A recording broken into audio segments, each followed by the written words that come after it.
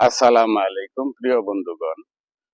কৃষক হয়ে বড় অসহায় হয়ে গেছি ভাই। এই দেখেন মাঠে ধান, এটা কাটতে গেলে ১,০০০ টাকা।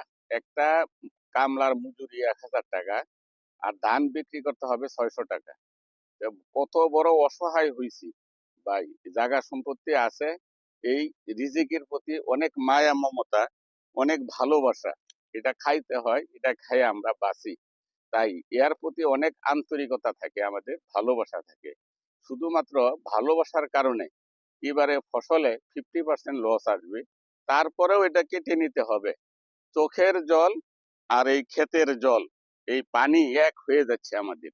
এই সংগ্রাম কখনো শেষ হবে না। এই সংগ্রাম যে কবে থামবে, কৃষক যে কবে আলোর মুখ দেখবে, কৃষক যে কবে তার ন্যায্য মূল্য পাবে, জানি না। বাঙ্গাল রফিক পেজ থেকে আপনাদের সকলকেই এই কৃষকের পাশে দাঁড়ানোর জন্য উদাত্ত আহ্বান জানিয়ে বিদায় নিচ্ছে। আসসালাম।